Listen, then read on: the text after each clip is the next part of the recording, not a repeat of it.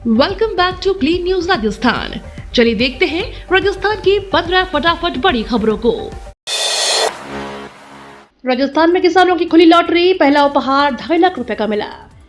कृषि एवं उद्यानिकी विभाग के शासन सचिव राजेंद्र विशाल की अध्यक्षता में सोमवार को पंत कृषि भवन में कृषक उपहार योजना के तहत कृषि विपणन विभाग द्वारा राज्य किसान पोर्टल पर राज्य स्तरीय ऑनलाइन लॉटरी निकाले गए। योजना के तहत कृषि उपज मंडी कोटा से जुड़े किसान गोलू के 2,50,000 रुपए का प्रथम पुरस्कार, हनुमानगढ़ी मंडी के किसान ओम प्रकाश 1,50,000 रुपए का द्वितीय पुरस्कार और कोटा कृषि उपज मंडी के किसान राम भरोसे के नाम 1 लाख रुपए का द्वितीय पुरस्कार मिला। योजना में विजेता किसान को पुरस्कार राशि का भुगतान संबंधित मंडी समिति से किया जाता है। मंडी युक्त भुगतान राशि का पुनर्भरण राजस्थान राज्य कृषि विपणन बोर्ड से प्राप्त करती है। जन सुनवाई के दौरान एक्शन में सीएम अजय लाल शर्मा सोमवार को जन सुनवाई कर रहे थे। इस जन सुनवाई के दौरान उन्होंने लापरवाह कार्मिकों के खिलाफ कड़ी कार्रवाई करने के आदेश दिए हैं। मुख्यमंत्री अजय लाल शर्मा ने कहा कि जनता की समस्याओं का समाधान करना राज्य सरकार की सर्वोच्च प्राथमिकता है। सुशासन के उच्चतम मानकों के अनुरूप अधिकारी कर्मचारी आमजन की परिवेदनाओं पर कार्रवाई करें। उन्होंने कहा कि आमजन की संतुष्टि ही हमारा प्रमुख ध्येय है। शर्मा सोमवार को मुख्यमंत्री निवास पर नियमित जन सुनवाई कर रहे थे। इस दौरान उन्होंने आमजन से व्यक्तिगत जनसंवाद करते हुए उनकी प्रत्येक समस्या को गंभीरता से सुना और अधिकारियों को उनके शीघ्र समाधान के निर्देश दिए। एसएमएस स्टेडियम को बम से उड़ाने की धमकी। जयपुर के एसएमएस स्टेडियम को सोमवार को बम से उड़ाने की फिर से धमकी मिली है। सोमवार सुबह खेल परिषद के अधिकारी की मेल पर एक मेल आया जिसमें लिखा था, ऑपरेशन सिंदूर की सफलता के बाद अब सवाई मानसिंह स्टेडियम को बम से उड़ाया जाएगा। खेल परिषद के अधिकारियों ने तुरंत इसकी सूचना पुलिस कंट्रोल रूम को दी। इसके बाद मौके पर पुलिस, क्यूआरटी, बम निरोधक दस्ते सहित कई टीमें पहुंची। स्टेडियम को खाली कराकर बारीकी से सर्च किया गया, लेकिन अभी तक कोई संदिग्ध वस्तु बरामद नहीं हुई है। पुलिस ने स्टेडियम और आसपास के इलाकों को पूरी तरह से सील कर दिया है। ईमेल भेजने वाले की पहचान के लिए साइबर टीम को अलर्ट किया गया है। उदयपुर में संसद सड़क सुरक्षा बैठक, हाईवे के ब्लैक स्पॉट्स सुधरेंगे। सोमवार को जिला परिषद सभागार में संसद सड़क सुरक्षा समिति की बैठक आयोजित की गई। बैठक में सड़क दुर्घटनाओं को कम करने के लिए ठोस रणनीति, ब्लैक स्पॉट्स की पहचान, जागरूकता अभियान, यातायात नियंत्रण, गुड सैनिटेरियन को बढ़ावा और सड़क सुरक्षा मानकों पर गंभीर चर्चा हुई। चित्तौड़गढ़ सांसद सीपी जोशी ने कहा कि भारत सरकार का लक्ष्य है 2030 तक सड़क दुर्घटनाओं में 50% की कमी लाना। उन्होंने कहा कि सड़क दुर्घटनाओं में 18 से 45 वर्ष की आयु के युवा सबसे ज्यादा घायल होते हैं और मृतकों से भी इसी आयु वर्ग की संख्या सबसे ज्यादा है। भारत सरकार ने राष्ट्रीय राजमार्गों पर सड़क दुर्घटनाओं में कमी लाने के लिए कई प्रयास किए हैं। मृत्यु होने पर 1.5 लाख रुपए की सहायता राशि की घोषणा की है। जयपुर के आसपास सस्ते दरों पर मिलेगा जेडीए का भूखंड। आमजन को सस्ती और भरोसेमंद आवासीय सुविधाएं देने के लिए जेडीए की ओर से बस्ती, चाकसू और दौलतपुरा में 3 आवासीय योजना लॉन्च की गई है। इसके लिए आज से आवेदन शुरू किए जाएंगे। इसके साथ ही आवासन मंडल की ओर से जयपुर, बारा, बूंदी और धौलपुर में 5 योजनाएं लॉन्च की गई है।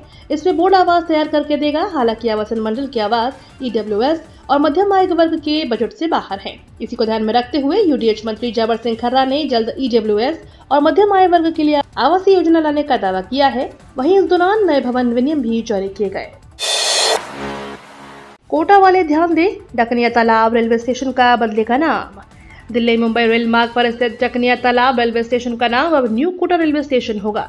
लोकसभा अध्यक्ष ओम बिरला के कार्यालय से मिली जानकारी के अनुसार केंद्र सरकार ने स्टेशन का नाम बदलने की सैद्धांतिक मंजूरी दे दी है। इसके तहत गृह मंत्रालय ने नो ऑब्जेक्शन सर्टिफिकेट भी जारी कर दिया है। अब इस प्रस्ताव को अंतिम रूप देने के लिए राजस्थान सरकार को पत्र भेजा गया है। राज्य सरकार द्वारा गजट अधिसूचना जारी करने के बाद यह नाम आधिकारिक रूप से लागू हो जाएगा। इसके बाद सर्वे ऑफ इंडिया सहित सभी संबंधित संस्थाओं को भी इस बदलाव की सूचना भेजी जाएगी। आरजीएचएस में गलत भुगतान उठा तो एसएमएस से तत्काल पता लगेगा। अब पेंशनर्स को आरजीएचएस में उसके कार्ड से होने वाले प्रत्येक भुगतान की जानकारी योजना में रजिस्टर्ड मोबाइल नंबर पर एसएमएस से मिलेगी। गलत भुगतान उठा तो वह तत्काल शिकायत दर्ज करवाएगा ताकि जिम्मेदार अस्पताल या दवा की दुकान पर कार्यवाही की जा सके। शिकायत दर्ज नहीं करवाने पर माना जाएगा कि पेंशनर की भी इसमें सहमति है।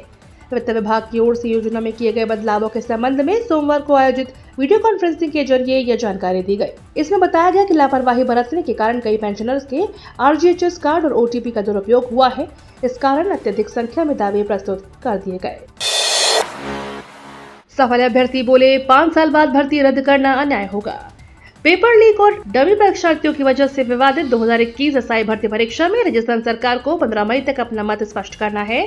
सरकार को पिछले सप्ताह 5 मई को ही हाई कोर्ट में अपना जवाब रखना था, लेकिन सरकार ने ऐसा नहीं किया, जिसके बाद हाई कोर्ट की जयपुर बेंच ने सख्त लहजे में सरकार को 15 मई तक जवाब देने को कहा है। उसके पास ये अंतिम मौका है, अगर उसने ऐसा नहीं किया तो हम अपना फैसला सुना देंगे।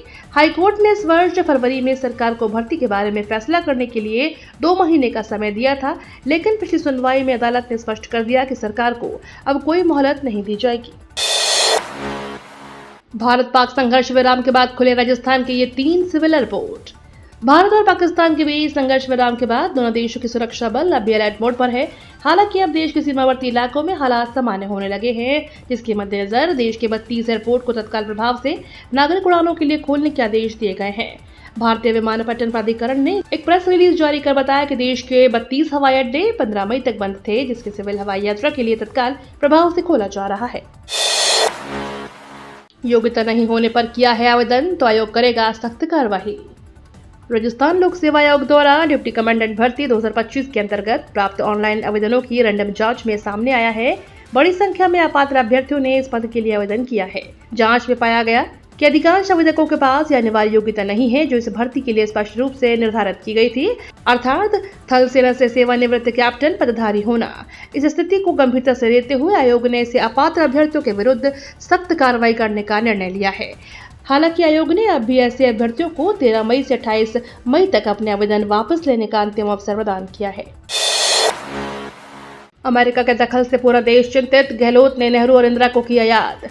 भारत पाकिस्तान के बीच सीज़फायर को लेकर अमेरिका की मध्यस्थता पर कांग्रेस लगातार हमलावर है। इसी कड़ी में पूर्व मुख्यमंत्री अशोक गहलोत ने सवाल खड़े किए हैं। उन्होंने कहा कि पूर्व में भारत कभी अंतर्राष्ट्रीय दबाव के आगे नहीं झुका, इसलिए हम देशवासियों के गले यह बात नहीं उतर रही है कि अमेरिका राष्ट्रपति ने सीज़फायर का ऐलान कैसे कर दिया। साथ ही गहलोत ने कहा कि ऐसी क्या मजबूरी रही जिससे केंद्र सरकार ने किसी तीसरे देश को दखल देने दिया। पूर्व सीएम गहलोत ने एक्स पर पोस्ट कर लिखा, वर्तमान परिस्थितियों में भारत के ऊपर बनाए गए अंतर्राष्ट्रीय दबाव को देखकर मेरे बचपन के 2 वाकया याद आते हैं, जिसमें भारत ने सभी अंतर्राष्ट्रीय दबावों को पीछे छोड़कर कार्रवाई की थी। ऑपरेशन सिंदूर, बीजेपी शुरू करेगी बड़ा प्रचार अभियान, जनता तक सीधा संदेश पहुंचाने की तैयारी। भारतीय जनता पार्टी ने ऑपरेशन सिंदूर और भारत पाकिस्तान युद्ध विराम को लेकर कांग्रेस सहित विपक्षी दलों के आरोपों और सवालों का जवाब देने के लिए एक व्यापक रणनीति तैयार की है। पार्टी ने फैसला किया है कि वह सिलसिलेवार ढंग से देशवासियों को बताएगी कि भारत ने इस ऑपरेशन के जरिए क्या हासिल किया और यह देश की सुरक्षा के लिए कितना महत्वपूर्ण था। इसके लिए बीजेपी के एक बड़े पैमाने पर प्रचार अभियान शुरू करने जा रही है, जिसमें राज्यों की राजधानियों से लेकर जिला, मंडल और बूथ स्तर तक जानकारी पहुंचाई जाएगी।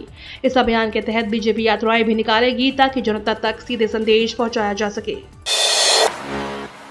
जोरदार धमाका और उठा धुएं का गुबार। जैसलमेर जिले के किशन घाट के जमुना देवी की ढाणी में बम जैसी वस्तु मिलने से इलाके में हड़कंप मच गया। वस्तु के विस्फोटक होने की पुष्टि हुई है, जिसके बाद सुरक्षा एजेंसियां सतर्क हो गई हैं। सूचना मिलने पर बम निरोधक दस्ते ने पहुंचकर बम को निष्क्रिय कर दिया। ग्रामीणों के जरिए कयास लगाए जा रहे हैं कि बीते गुरुवार से लेकर शुक्रवार तक हुए हैवी शिवलिंग में यह बम यहां गिर गया होगा, जिसके बाद सीज़फायर होने के बाद आज से हालात सामान्य होने पर जब लोग निकले तो उन्होंने देखा और मौके पर भारतीय सेना और पुलिस को इसकी सूचना दी। भारत पाकिस्तान सीज़फायर के बाद कब से खुलेंगे स्कूल, सामने आई बड़ी जानकारी। भारत पाकिस्तान के बीच चल रहे तनाव के बीच सीज़फायर के बाद सोमवार दिन भर स्थिति सामान्य रही। वहीं दूसरी तरफ जोधपुर शहर में भी हालात सामान्य हो चुके हैं, जिसके साथ ही शहर में आज से सभी स्कूल खोले जाएंगे। सहायक माइनिंग इंजीनियर तथा जियोलॉजिस्ट परीक्षा 2024 की मॉडल उत्तर कुंजी जारी। राजस्थान लोक सेवा आयोग ने असिस्टेंट माइनिंग इंजीनियर प्रतियोगी परीक्षा 2024 एवं जियोलॉजिस्ट प्रतियोगी परीक्षा 2024 की मॉडल उत्तर कुंजियां अपनी वेबसाइट पर जारी कर दी है। दोनों परीक्षाओं के अभ्यर्थी आधिकारिक वेबसाइट पर जाकर उत्तर कुंजी की जांच कर सकते हैं। इन मॉडल उत्तर कुंजियां पर किसी अभ्यर्थी की कोई आपत्ति हो तो निर्धारित शुल्क के साथ 14 से 16 मई तक रात्रि 12 बजे तक अपनी आपत्ति ऑनलाइन दर्ज करवा सकता है। आयोग के मुख्य परीक्षा नियंत्रक आशुतोष गुप्ता ने बताया कि आपत्तियां आयोग की वेबसाइट पर उपलब्ध मॉडल प्रश्न पत्र के क्रम अनुसार ही प्रविष्ट करनी होंगी। ये तो थी राजस्थान की बड़ी खबरें। रोजाना सबसे पहले अपडेट पाने के लिए क्लीन न्यूज राजस्थान को अभी सब्सक्राइब करें।